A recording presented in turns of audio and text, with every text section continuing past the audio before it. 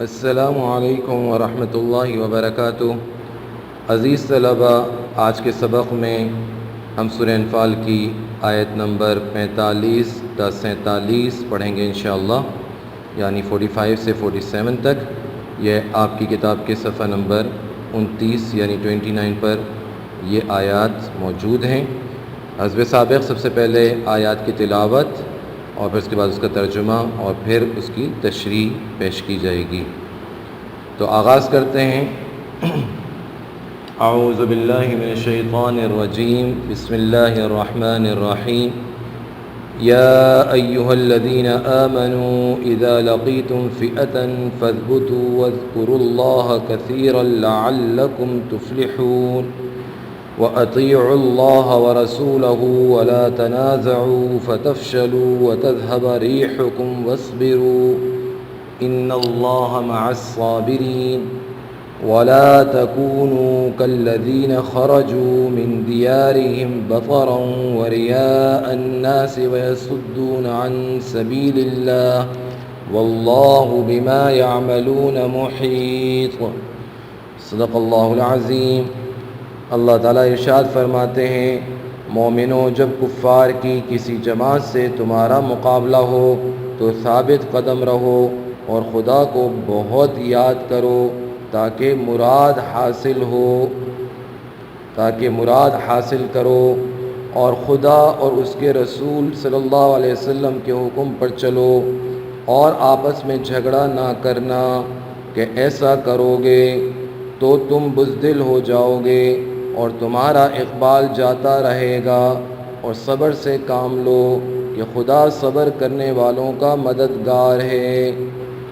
اور ان لوگوں جیسے نہ ہونا جو اتراتے ہوئے یعنی حق کا مقابلہ کرنے کے لیے اور لوگوں کو دکھلانے کے لیے گھروں سے نکل آئے اور لوگوں کو خدا کی راہ سے روکتے ہیں، اور جو اعمال یہ کرتے ہیں خدا ان پر احاطہ کیے ہوئے ہے، ان کو گھیرے ہوئے ہے۔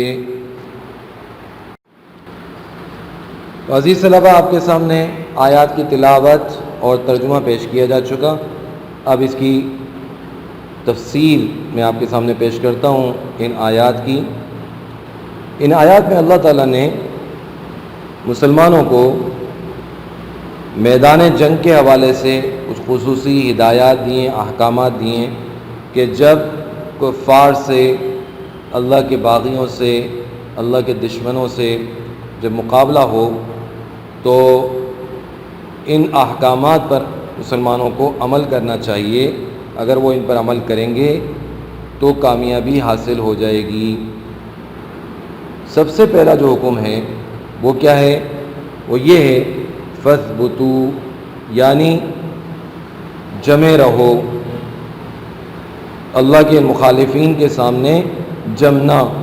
اس میں ثبات قلب اور ثبات قدم دونوں داخل ہیں۔ ثبات قلب یعنی دل کا مضبوط ہونا، اور ثبات قدم یعنی وہاں مقابلے پر جمے رہنا، یہ دونوں اس میں داخل ہیں۔ اور بہت واضح بات یہ ہے عزیز طلبہ کہ جس کا دل مضبوط ہوگا، جس کے دل میں کوئی خوف نہیں ہوگا، وہی میدان جنگ میں مقابل کے سامنے جمع رہے گا، ڈٹ کر مقابلہ کرے گا۔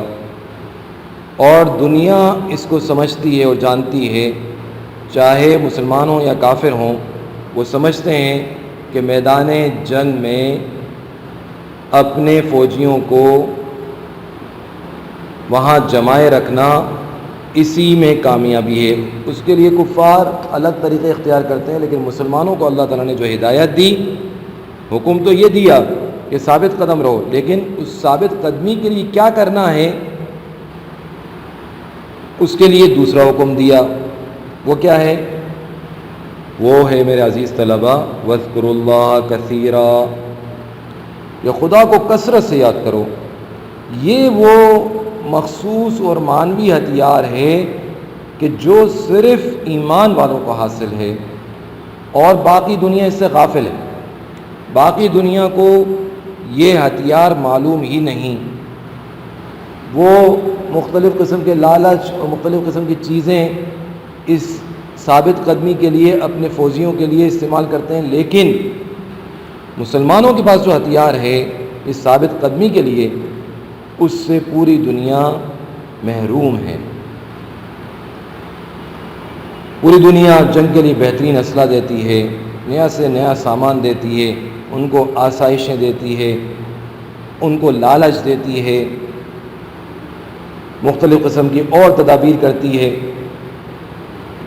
لیکن مسلمانوں کے اس روحانی اور معنوی ہتھیار سے وہ بے خبر ہیں۔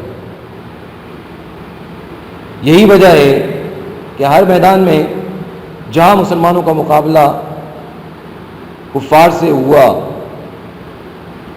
اور مسلمانوں نے ان ہدایات پر عمل کیا، تو مخالف کتنا ہی طاقتور کیوں نہیں تھا اور کتنا ہی اسلحہ ان کے پاس کیوں نہیں تھا، وہ سارا اسلحہ اور وہ طاقت مسلمانوں کے آگے بیکار ہو گئی۔ اللہ کا ذکر بہت بڑا عمل ہے اور اس کی بڑی برکات ہیں، اور یہاں میدان جنگ میں جو اس کا حکم دیا گیا، یہ اس لیے کہ اللہ کی یاد اور اللہ پر اعتماد ایمان والوں کو حاصل ہو جائے۔ وہ حاصل ہو گیا تو یہ وہ طاقت ہے، وہ بجلی کی طاقت ہے جو ایک ضعیف انسان کو، ایک کمزور انسان کو پہاڑوں سے ٹکرانے پر آمادہ کر دیتی ہے۔ اور کیسی ہی مصیبت اور پریشانی ہو، اگر ایمان والے کے دل میں اللہ کی یاد ہے اور اس سے تعلق مضبوط ہے، تو وہ ساری پریشانیوں اور مصیبتوں کو ہوا میں اڑا دیتی ہے اور انسان کے قلب کو مضبوط اور ثابت قدم رکھتی ہے۔ تو عزیز طلبہ، یہاں ایک بات اور بھی ذہن میں رکھیے کہ میدان جنگ کوئی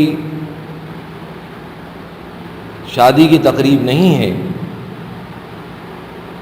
کوئی پکنک والی جگہ نہیں ہے، بلکہ وہاں تو لوگ گر رہے ہیں، قتل ہو رہے ہیں، زخمی ہو رہے ہیں، اور کسی بھی وقت انسان جو ہے وہ مارا جا سکتا ہے۔ اس وقت کسی کو کسی کی یاد نہیں آتی، ہر ایک کو اپنی فکر پڑی ہوئی ہوتی ہے۔ اس وقت اللہ کا ذکر وہ بھی کثرت سے، تاکید کے ساتھ، اس لیے اس کا حکم دیا گیا تاکہ اللہ سے تعلق جڑا رہے، اللہ کی یاد دل میں جمی رہے، تو اس سے دل مضبوط ہوگا، اور جب دل مضبوط ہوگا تو پھر وہاں کفار کے مقابلے میں جمنا بھی آسان ہو جائے گا۔ اور ایک بات اور عزیز طلبہ، کہ پورے قرآن میں اللہ کے ذکر کے علاوہ کسی عبادت کو کثرت سے کرنے کا حکم نہیں دیا گیا۔ کہیں پر بھی یہ نہیں ہے کہ صلاۃً کثیرہ، صیامً کثیرہ۔ سبب کیا ہے اس کا؟ وجہ کیا ہے اس کی؟ کہ اللہ کا ذکر ایسی آسان عبادت ہے کہ نہ تو اس میں کوئی شرائط ہیں، نہ کوئی محنت ہے۔ مثلاً بھائی نماز کی لیے شرائط ہیں، بھائی جسم کا پاک ہونا، طہارت حاصل ہونا، جگہ کا پاک ہونا، کپڑوں کا پاک ہونا، وقت کا ہونا، وغیرہ وغیرہ، قبلہ رخ ہونا، شرائط ہے نا۔ ان کو پورا کرنا ضروری ہے تو پھر نماز پڑھ سکتا ہے آدمی، ورنہ نہیں ہوگی نماز۔ ایسے ہی چلیے، آپ حفاظ ہیں، قرآن کریم کی تلاوت کو لے لیتے ہیں۔ بھائی قرآن کریم کی تلاوت کے لیے چلیے آپ بغیر وضو کے اگر آپ تلاوت کر رہے ہیں تو آپ تو حافظ ہیں، قرآن پاک کو بغیر ہاتھ لگائے چھوئے بھی آپ تلاوت کر سکتے ہیں، یہ تو صحیح ہے، اس کی تو اجازت ہے۔ لیکن ناپاکی، بڑی ناپاکی جس میں غسل کی حاجت ہوتی ہے، اس کے ساتھ تو آپ قرآن کریم کی تلاوت بغیر قرآن کو چھوئے بھی زبانی بھی نہیں کر سکتے۔ اور جو حضرات دیکھ کر پڑھنے والے ہیں، ناظرہ پڑھنے والے ہیں، وہ بغیر وضو کے، بغیر طہارت کے تو قرآن کریم کو ہاتھ بھی نہیں لگا سکتے، تلاوت بھی نہیں، یہ شرائط ہیں۔ لیکن اللہ کا ذکر میرے عزیز طلباء ایسی عبادت ہے کہ نہ تو اس میں وقت کی شرط ہے، نہ جسم کے پاک ہونے کی شرط ہے، نہ کپڑوں کے پاک ہونے کی شرط ہے، نہ اور کوئی شرائط ہیں۔ اللہ نے اس کو اتنا آسان بنا دیا، اتنا آسان کر دیا، اتنا آسان کر دیا کہ جس وقت بھی چاہیں اللہ کی یاد، اللہ کو یاد کر سکتے ہیں۔ ہر شخص ہر حال میں، باوضو، بے وضو، کھڑے، بیٹھے، لیٹے، چلتے، کاروبار کرتے ہوئے، اپنا کام کرتے ہوئے، حتیٰ کہ میدان جنگ میں بھی یہ عمل کر سکتا ہے۔ حتیٰ کہ بعض بزرگوں نے تو یہاں تک لکھا ہے کہ ہر جائز کام جو اللہ تعالیٰ اور رسول اللہ صلی اللہ علیہ وسلم کی اطاعت میں رہ کے کیا جائے وہ بھی اللہ کا ذکر ہے۔ تو اللہ کا ذکر سے اللہ تعالیٰ سے تعلق مضبوط ہوتا ہے عزیز طلباء، اس لیے اللہ کا ذکر زبان پہ رہنا چاہیے۔ اور خود رسول اللہ صلی اللہ علیہ وسلم نے فرمایا کہ اپنی زبانوں کو اللہ کے ذکر سے تر رکھو، اس کے بہت فوائد ہیں۔ اور سب سے بڑا فائدہ تو یہ ہے کہ اللہ سے تعلق مضبوط ہو جاتا ہے۔ اور یہ بھی علماء نے لکھا ہے کہ دنیا میں جس چیز کا ذکر زبان پہ رہتا ہے مرتے وقت وہی زبان پہ جاری ہو جاتی ہے۔ اب اگر ہماری زبانوں پر اللہ کا نام رہے گا، اللہ کا ذکر رہے گا، چاہے وہ تلاوت کے ذریعے سے ہو یا تسبیحات کے ذریعے سے ہو، تسبیحات کی صورت میں ہو، تو امید ہے اللہ کی ذات سے، اللہ کی رحمت سے کہ انشاءاللہ مرتے وقت اللہ اپنا نام، اپنا ذکر ہماری زبانوں پر جاری کر دیں گے۔ اور جس کی زبان پر اللہ کا ذکر جاری ہو جائے مرتے وقت، اس کی کامیابی، اس کا جنت میں جانا، اس کے لیے اللہ کی رضا کا اعلان ہو جانا، اس لیے کہ اللہ جس سے راضی ہوں گے اسی کی زبان پر اپنا نام جاری کریں گے مرتے وقت۔ اور جس سے اللہ راضی ہو جائیں تو وہ تو سیدھا جنت میں جائے گا۔ اس لیے اللہ کا ذکر کرتے رہنا چاہیے۔ یہ میں نے کچھ فوائد ذکر کیے، ورنہ اور بھی بہت سارے فائدے علماء نے، مفسرین نے ذکر کیے ہیں۔ تو یہ تو عزیز طلباء اللہ کا ذکر تھا۔ تیسرا حکم کیا ہے؟ تیسرا حکم یہ ہے وَأَطِيعُوا اللَّهَ وَرَسُولَهُ، خدا اس کے رسول کے حکم پر چلو۔ اللہ تعالیٰ کی امداد اور نصرت اس کے اطاعت کے ذریعے سے ہی حاصل کی جا سکتی ہے۔ نافرمانی میں تو اللہ تعالیٰ کی ناراضگی ہوگی، اور وہ جو نعمتیں اللہ تعالیٰ کی طرف سے آ رہی ہیں ان سے بھی آدمی محروم ہو جاتا ہے۔ اور یہاں تو بہت ہی زیادہ ضرورت ہے اللہ تعالیٰ کے فضل کی، اس کی رحمت کی، اس کی مدد کی، اس کی نصرت کی، اس کی امداد کی۔ تو اس لیے اللہ اور اس کے رسول صلی اللہ علیہ وسلم نے جو احکامات دیے ہیں ان کی اطاعت کرنی چاہیے، یہ حکم دیا۔ یہ 3 حکم ہو گئے۔ پہلا ثابت قدم رہو، دوسرا اللہ کو کثرت سے یاد کرو، تیسرا اللہ اور اس کے رسول کے حکم پر چلو۔ چوتھا حکم جو کام نہیں کرنا ہے اس سے متعلق ہے، وہ کیا ہے؟ وَلَا تَنَازَعُوا، آپس میں جھگڑا نہیں کرو۔ اگر تم ایسا کرو گے تو پھر کیا ہوگا؟ اس کا نتیجہ کیا ہوگا؟ اس کا نتیجہ ہوگا کہ تم بزدل ہو جاؤ گے، اور تمہارا جو رعب اور دبدبہ ہے، جو دہشت جو کفار پر ہے، وہ ختم ہو جائے گی۔ اس لیے کہ جب آپس میں لڑو گے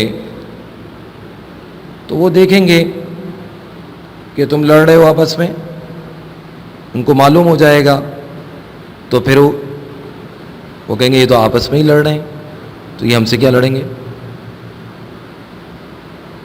اور نہ بھی پتہ چلے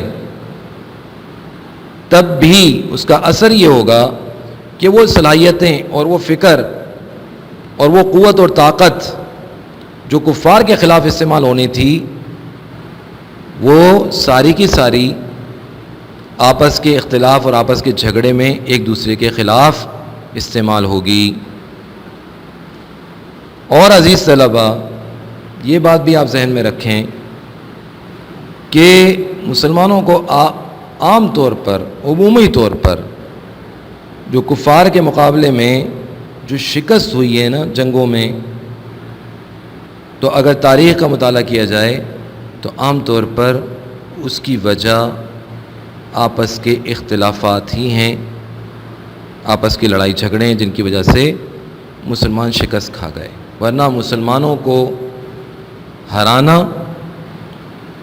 یہ آسان کام نہیں ہے، جب کہ وہ اللہ تعالیٰ کے ان احکامات پر عمل کر رہے ہوں، اس لیے کہ ان احکامات پر عمل کی صورت میں اللہ کی مدد اور نصرت آ جاتی ہے، اور جب اللہ کی مدد شامل ہو جائے تو پھر اس جماعت کو کوئی ہرا نہیں سکتا۔ لیکن جب اللہ تعالیٰ کے احکامات پر عمل نہیں کیا اور آپس میں اختلاف کیا تو اس کا نتیجہ پھر شکست کی صورت میں سامنے آیا۔ پھر اللہ تعالیٰ نے حکم دیا وَاصْبِرُوا، صبر سے کام لو، کیونکہ یہ مقام ایسا ہے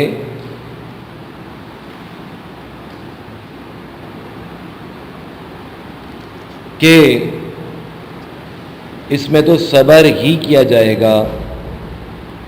اگر صبر سے کام نہیں لیا تو پھر نتیجہ کیا آئے گا؟ شکست کی صورت میں آئے گا۔ اور پھر اللہ تعالیٰ اعلان کر رہے ہیں کہ اگر یعنی صبر کرو، صبر سے کام لو، ان اللہ مع الصابرین، ان اللہ مع الصابرین، کہ اللہ صبر کرنے والوں کے ساتھ ہے۔ اب اس میں کفار کی طرف سے جو تکالیف آ رہی ہیں، زخم لگ رہے ہیں، لوگ مسلمان زخمی ہو رہے ہیں، شہید ہو رہے ہیں، اس پر بھی صبر۔ اور اگر آپس میں ہوتا ہے رائے کا اختلاف ہو جاتا ہے، کسی نے کوئی رائے دی، کسی نے کوئی رائے دی، لیکن کسی کی رائے نہیں مانی گئی تو تب بھی وہ صبر کر لے، امیر نے جو کہا اس پر عمل کرے، صبر کر لو، اس لیے کہ جب صبر کرو گے تمہاری رائے کے خلاف فیصلہ ہوا تو اس پہ صبر کر لیا کہ مسلمانوں کا اتحاد ٹوٹے نہیں، تو اللہ تعالیٰ کی مدد تمہارے ساتھ ہو گئی۔ اور جس کے ساتھ اللہ کی مدد ہو جائے میرے عزیز طلباء، پھر اس کو کسی کی بھی فکر نہیں ہونی چاہیے۔ یہ اتنی بڑی دولت ہے، اتنی بڑی دولت ہے اور اتنی عظیم الشان نعمت ہے کہ دونوں جہان کی ساری دولتیں اس کے مقابلے میں کوئی حیثیت نہیں رکھتی۔ پھر اس کے بعد 47ویں آیت میں ایک اور ہدایت دی، اور وہ بھی وہ چیز ہے جس سے پرہیز کرنا چاہیے۔ وہ کیا ہے کہ اپنی قوت اور کثرت پر ناز نہیں کرے، اترائے نہیں، بلکہ اخلاص کے ساتھ اللہ کی رضا کے لیے جہاد میں حصہ لے۔ اور مثال دی ان لوگوں کی کہ جو اتراتے ہوئے نکلے تھے. یہ کون لوگ تھے میرے عزیز طلباء؟ یہ کون لوگ تھے؟ اس آیت میں اشارہ کیا گیا کہ قریش مکہ کے حالات کی طرف یہ اشارہ ہے کہ جو اپنے تجارتی قافلے کی حفاظت کے لیے باہری تعداد و سامان لے کر اپنے قوت و کثرت پہ اتراتے ہوئے نکلے تھے. اور جب یہ پیغام آ گیا کہ یہ قافلہ اب مسلمانوں کی پہنچ سے باہر نکل گیا ہے اور محفوظ ہے، تو تب بھی ابو جہل نے کہا نہیں، ہم تو جائیں گے اور وہاں محفلیں سجائیں گے، ناچ گانے کی محفلیں سجیں گی، وہاں ہم شرابیں پئیں گے، جشن منائیں گے کہ ہمارا قافلہ بچ کے نکل آیا.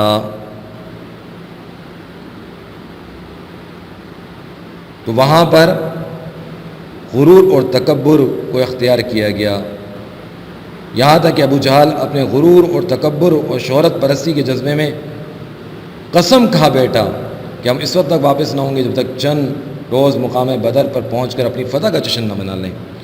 وہ فتح کا جشن منانے نکلا تھا اور یہ سارا جشن ماتم میں تبدیل ہو گیا. بڑے بڑے ساتھی، اس کے بڑے بڑے ساتھی سب وہیں ڈھیر ہو گئے اور ایک گھڑے میں ڈال دیے گئے. ذلت اور رسوائی ان کا مقدر بنی. مسلمانوں کو اس کام سے منع کیا گیا کہ اترانا نہیں ہے، اللہ کی مدد اور نصرت پر نظر رکھنی ہے، اس کی طرف متوجہ رہنا ہے.